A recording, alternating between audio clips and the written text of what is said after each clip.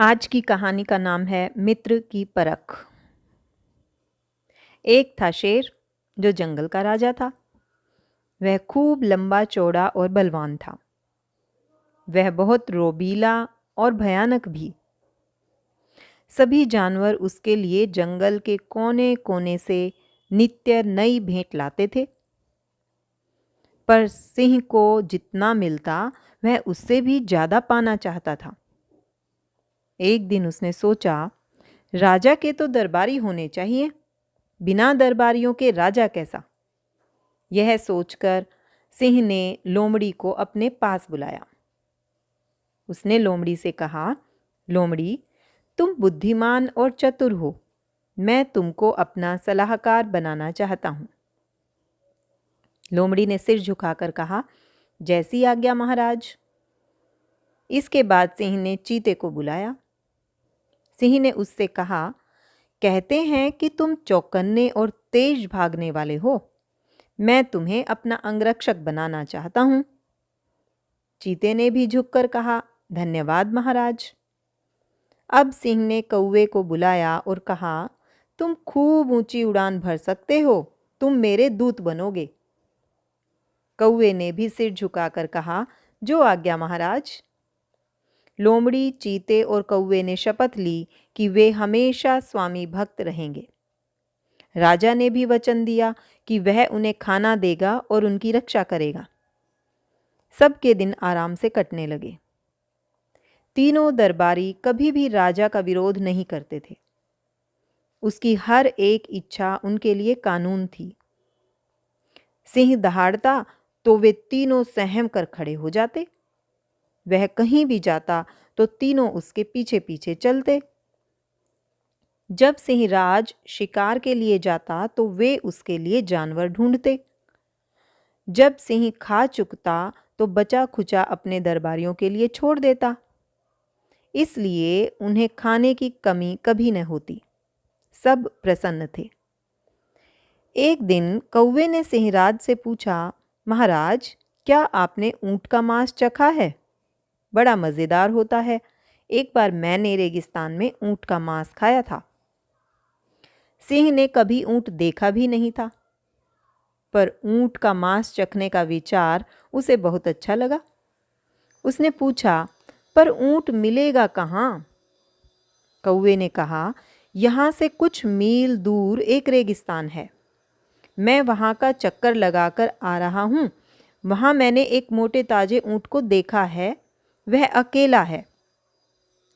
सिंह ने अपने दूसरे सलाहकारों की ओर देखा। वे लोग चतुर और अनुभवी थे। उसने उनकी राय पूछी। लोमड़ी और चीते को तो रेगिस्तान का पता नहीं था, पर वे यह भी नहीं चाहते थे कि कौवा ज़्यादा होशियार समझा जाए। उन्होंने कहा, विचार अच्छा है महाराज। कौवा आगे आगे उड़कर रास्ता दिखाता चले। दूसरे दिन सवेरे सिंह राज और उसके दरबारी ऊंट के शिकार को चल पड़े। रेगिस्तान के पास तक तो वे आसानी से पहुंच गए, पर जंगल की हरियाली खत्म होने के बाद धूप बहुत तेज हो गई।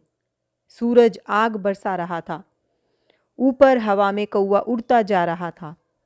उसने पुकार कर कहा, जल्दी चलो, ऊंट बहुत दूर नहीं है। पर सिंह के लिए अब एक कदम भी चलना मुश्किल था। जलती हुई बालू से उसके तलवे झुलस गए थे। उसने दरबारियों से गरज कर कहा, रुक जाओ, हम जंगल वापस जाएंगे, मुझे ऊंट का मांस नहीं खाना है। सिंह राज के दरबारी डर गए। जंगल तो बहुत पीछे छूट गया था। उनकी समझ में नहीं आया कि थके मांदे शेर को अब जंगल वापस कैसे ले जाएं। चीता भाग जाना चाहता था। कौवे ने सोचा कि देखें अब क्या होता है, पर चालाक लोमड़ी ने एक चाल चली। मैं अभी किसी को मदद के लिए बुलाती हूँ। यह कहती हुई वह रेगिस्तान की ओर भाग गई। कुछ देर बाद लोमड़ी ने ऊंट को देख लिया। ऊंट रेगिस्तान में लोमड़ी को देखकर चकित हुआ। लोमड़ी ने ऊंट से कहा, जल्दी चलो दोस्त, हमारे महाराज तुम्हें बुला रहे हैं। ऊंट ने कहा, कौन है तुम्हारे महाराज? मैं किसी राजा महाराजा को नहीं जानता। मैं तो सिर्फ अपने मालिक को जानता हूँ, जिसके लिए बोझा लादकर इस रेगिस्तान के पार ले जाता हूँ। लोमड़ी ने कहा, हमारे राजा सिंह ने तुम्हारे मालिक को मार डाला है। अब तुम आज़ाद हो। सिंह ने तुम्हें अपने दरबार में रहने के लिए बुलाया है, चलो मेरे साथ। ऊंट लोमड़ी के पीछे पीछे चल दिया। लोमड़ी के साथ ऊंट को देखकर कौवा और चीता दंग रह गए, पर सिंह बहुत खुश हुआ और अपने तलवों की जलन को भी भूल गया। ऊंट को सिंह के सामने लाया गया और लोमड़ी ने सारी बात दोहराई। ऊंट इस बात पर राजी हो गया कि राजा उसे दरबार में जगह दे तो बदले में वह उसकी सेवा करेगा। लोमड़ी ने सिंह से कहा, ऊंट की पीठ पर बैठ जाइए महाराज, हम लोग घर वापस चलेंगे। सिंह कूद कर ऊंट की पीठ पर जा बैठा। उसके दरबारी लोमड़ी और चीता भी उसके पीछे बैठ गए। आगे आगे कौवा रास्ता दिखाता चल रहा था। इस तरह जंगल की ओर उनकी यात्रा शुरू हुई। लंबी यात्रा के बाद जंगल पहुंचते पहुंचते सभी थक गए थे। सभी को जोर की भूख भी लगी थी। लोमड़ी, कौवे और चीते ने ऊंट की ओर देखा, फिर एक दूसरे की ओर देखकर मुस्कुराने लगे। वे अपने राजा के भोजन के लिए ऊंट को पकड़ लाए थे। अब तो दावत उड़ेगी ही। सिंह ने दरबारियों के मन की बात ताड़ ली। उसने ऊंट को अपने पास बुलाया और कहा, दोस्त ऊंट, तुमने मेरी जान बचाई है, मैं कृतज्ञ हूं। तुम जब तक चाहो मेरे दरबार में रह सकते हो। मैं तुम्हारी रक्षा करने का वचन देता हूं। यह सुनकर दरबारियों को बहुत बुरा लगा। उन्होंने राजा को ऊंट का मांस चखाने के लिए अपनी जान खतरे में डाली थी और अब सिंह ऊंट को जिंदा छोड़ देना चाहता है। दरबारियों को यह जरा भी अच्छा नहीं लगा, पर करते क्या, आखिर राजा तो राजा ही था। सिंह के तलवे इस बुरी तरह झुलस गए थे कि वह शिकार के लिए नहीं जा सकता था, पर उसकी भूख बढ़ती ही जा रही थी। वह चिल्लाकर बोला, लोमड़ी, कौवे, चीते, क्या तुम्हें दिखाई नहीं देता कि मैं परेशान हूं और भूख से मरा जा रहा हूं? जाओ मेरे लिए खाना लाओ। दरबारियों को तो राजा की आज्ञा का पालन करना ही था। वे बाहर तो निकले पर बहुत दूर नहीं गए। एक जगह बैठकर सोचने लगे कि क्या करना चाहिए। लोमड़ी ने कहा, मैंने सोच लिया है। हम लोग ऐसी चाल चलेंगे कि ऊंट अपने आप सिंह के पास जाकर स्वयं को खाने के लिए कहे। लोमड़ी ने उन लोगों को अपनी चाल बताई। सब राजी हो गए।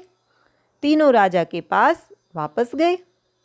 पहले कौवा आगे बढ़ा और खूब झुककर बोला, महाराज, हमें कोई शिकार नहीं मिला, पर हमारे रहते हुए आप कष्ट नहीं उठा सकते। मैं छोटा सा गरीब जीव हूँ, मुझे ही खा लीजिए और अपनी भूख मिटाइए।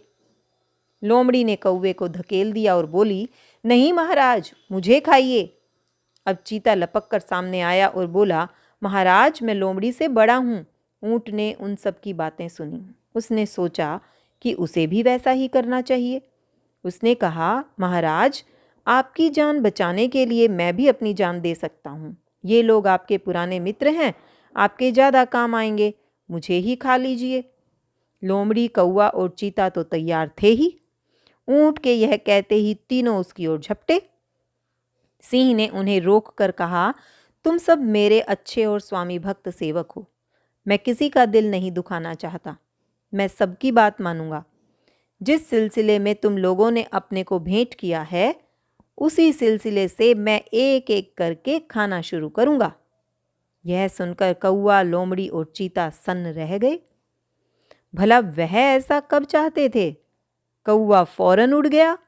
लोमड़ी और चीता भी भाग निकले। रह गया केवल ऊंट। उनको भागते देख सिंह जोर जोर से हंसा। उसने ऊंट से कहा, तुम नेक और स्वामी भक्त हो।